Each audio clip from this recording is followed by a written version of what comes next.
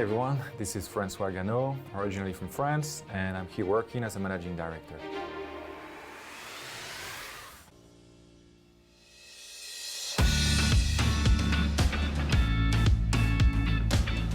The advice I received was that Saudi is a great country when you have young kids, and frankly, I'd say the same. Plus, it's changed drastically, obviously, so for the better, from my perspective. But once the kids were here, we really settled down pretty quickly, made lots of friends. So it's maybe counterintuitive, but at first, it could seem like a difficult country. However, you forge really deep friendships and bonds. Also, we invite people at our place, we get invited, we have lots of close friends.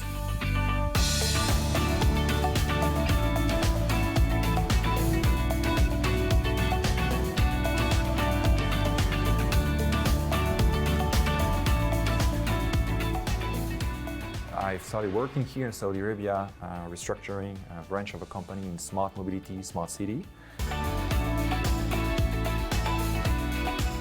I came here initially to restructure the business of a company in smart mobility, smart city. So I worked on the first smart city project in Saudi Arabia. And with our clients also, ultimately the owner was the Ministry of Interior, but we managed to have some good understanding and make the projects a success in the end.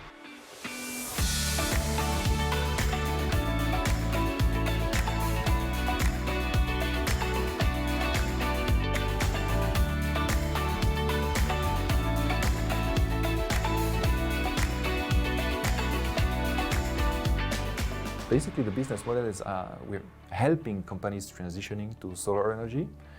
So we finance the assets. So let's say you're a pharmaceutical company, you spend a lot on electricity, and you also have what I call prime real estate, which is your rooftop.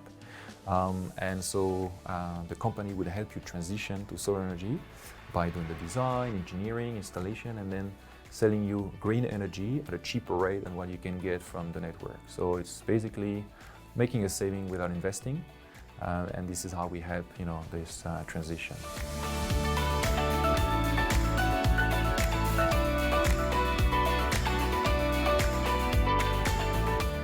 There's a lot of challenges, obviously, but hopefully with more efforts and directions from the leadership, and this definitely will happen. And I think an important aspect to mention is not just for the country. I think this is one aspect that unites all of us around the world, is to take care of our planet for future generations. So for my kids and theirs, hopefully, that they can really enjoy what we've been blessed with. This country gets amazing radiation, sunlight, and some wind as well. So there's already a couple of also wind projects ongoing.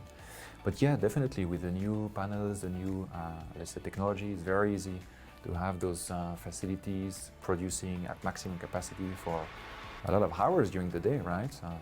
Massive daylight, and it's one of the most important in the world, actually one of the highest in the world. So definitely this country is on the right path with solar energy, but I frankly believe more can be done at every level. So to answer your point, for sure, solar is definitely now a big answer.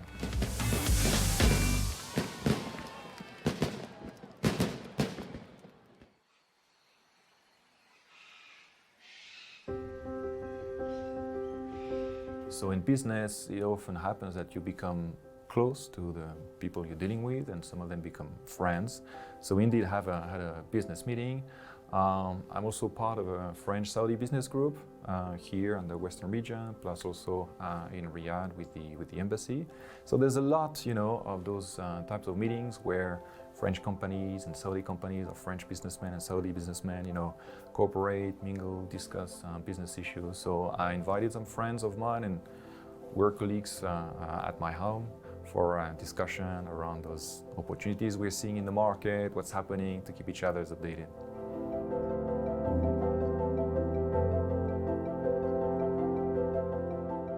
With the family, mostly it's been Riyadh initially, but during COVID, I took the kids camping. We went south, Abha, Al-Baha, so really had a great time camping in the nature. So people were very curious about what we were doing, but we have very, very good memories. Of course, we went to Al-Ula as well. So our first trip to Al-Ula was in 2017. Kids were fairly young. We had a great guide, local. He was very friendly. He showed us around. We made very interesting visits, and it was so easy to just enter, visited the sites. We went for a couple of great hikes by, of course, Elephant Rocks, but at that time you could go and have picnic, you know, right next to Elephant Rocks. So very, very good memories.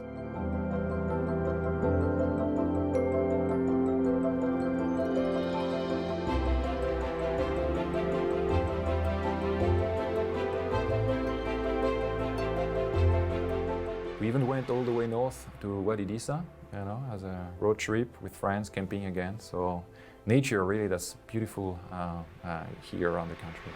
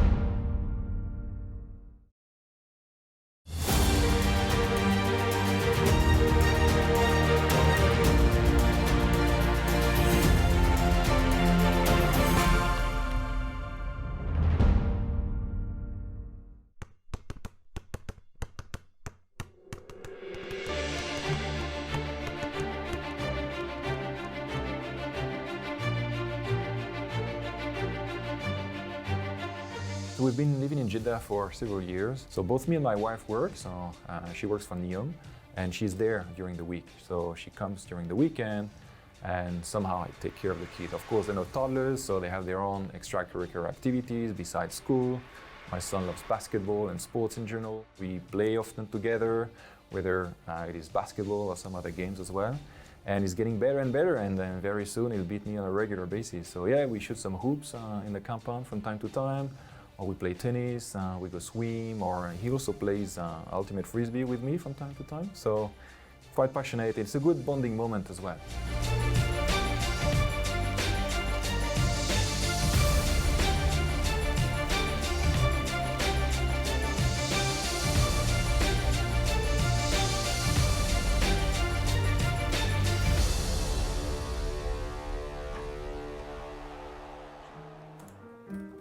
Maya, j'ai bientôt fini, après on va sortir. Hein. Zach, ça va?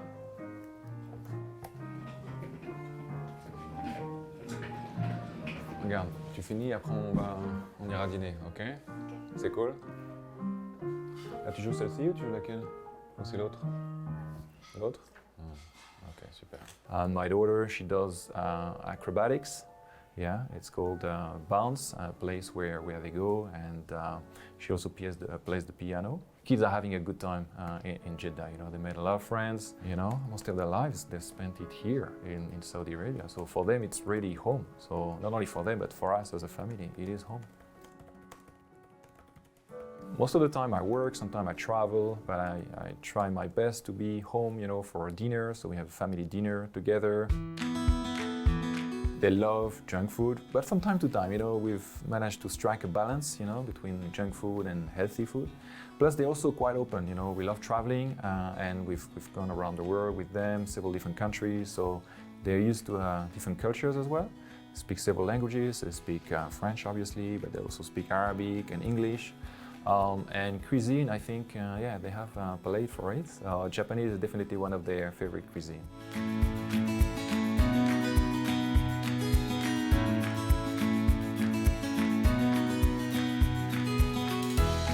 My mother, to whom they are very, very close, she visited us a few weeks back, and we celebrated her birthday at this famous Japanese restaurant. They had a blast, they really enjoyed it, and they asked me if we could go again, so I suggested indeed we have this dinner there.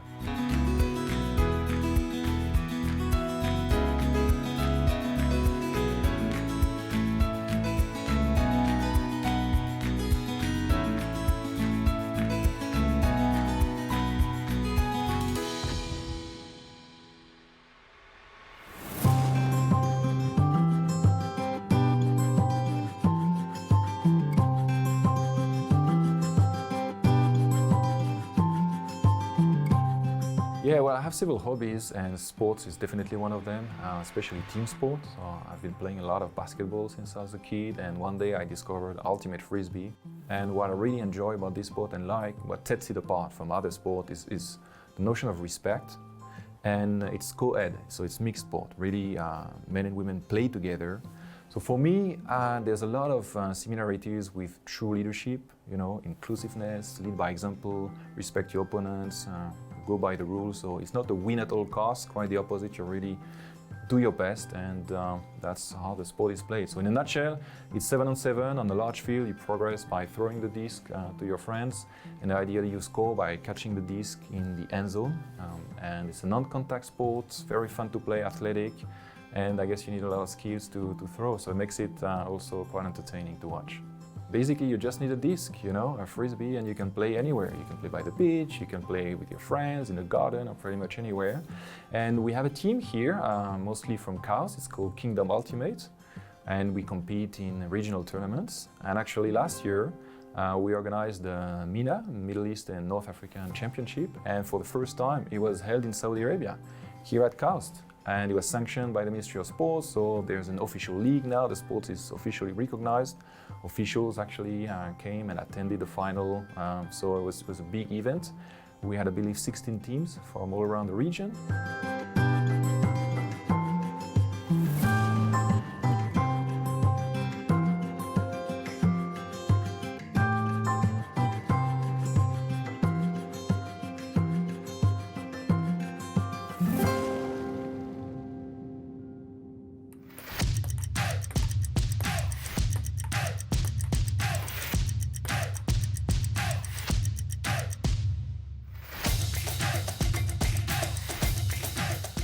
Yeah, there's a lot of socializing, and as I said, sports is a good medium, to get along with your friend, do some activities, keeps you healthy as well, and it's usually fun. So, yeah, table tennis is one of those sports where you can just hang out and play and have fun, and it's pretty neat. Also, as I said earlier, to have this close community of friends. That's what makes it home finally, right? It's not just work and family, but all the surroundings. So you feel connected somehow to the country, you have a life extra out of work.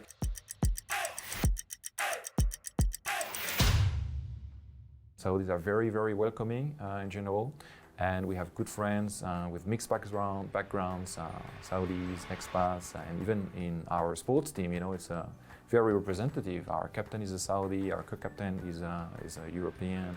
There's teams and teammates from all around the world, so I think it really represents what this country is, a very welcoming one as well. So we feel, as I said earlier, we feel at home, and we are comfortable.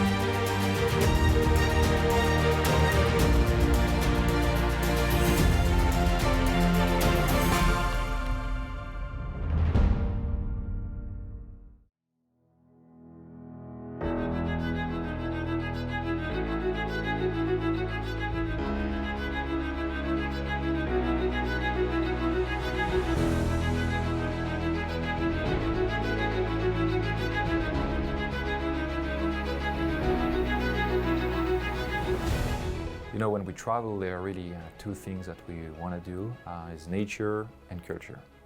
And the good thing is that now culture, we are getting a lot of it here, but now it's so easy and it's welcoming. My mother was here a few weeks ago, and we took her to the Biennale, and she was really impressed by the quality of the arts, and also the helpfulness of the staff. Everyone was really here to explain, give us highlights, helping us take pictures, but at the same time, we really had I would say, a good time in a sense. For us, it's home, but we're also rediscovering what it is.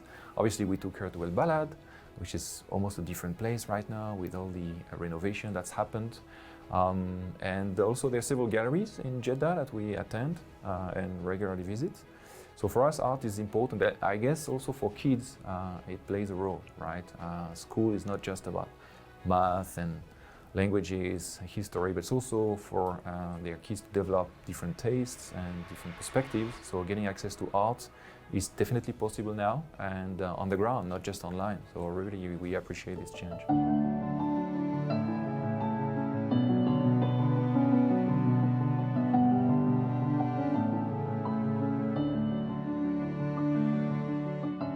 I think there's a lot of similarities, of course, differences as well. But I would say both people are really proud of their culture and want people to experience it, to its finest.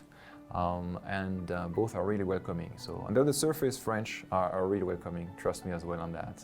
And in terms of differences, this is a much younger country, obviously, a younger population under drastic change. And I would say France probably has gone through this change several generations ago. So you can't really compare also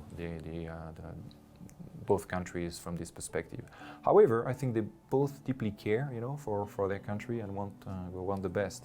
One thing that I've noticed here in Saudi Arabia, maybe people are really proud of their country and they feel that the future is really bright, which I believe it is, frankly. There's a lot happening already and probably Saudi has been playing catch up in many areas, but in others now it's probably establishing some leadership positions, setting new standards.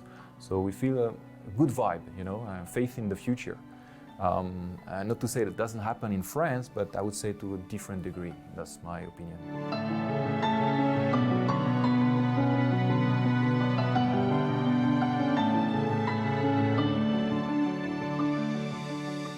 What would I miss if I were to leave Saudi Arabia? So first off, the good thing is that now you can come back, either as a tourist or getting a visa. But what would I miss? Nature, obviously. As I mentioned, the Red Sea is something that I enjoy tremendously. I like diving and enjoying nature. And friends, being home for over 8 years, I've made deep connections. So definitely something that I would miss. But again, I know that if I were to leave, I'd be able to come back on a regular basis.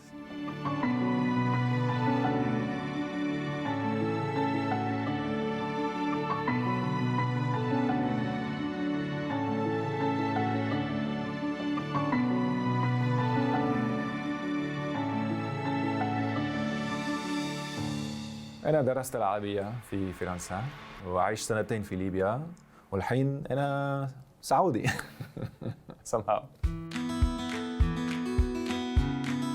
L'Arabie Saoudite, un pays qui n'a pas très bonne presse, qui peut faire rêver, qui peut faire peur. J'encourage vraiment tout le monde qui le peut à venir se rendre compte de la réalité du terrain, des merveilles que ce pays a à offrir et de l'hospitalité des gens et surtout du changement assez incroyable que ce pays est en train de vivre. Je pense que c'est l'équivalent de nos 30 glorieuses.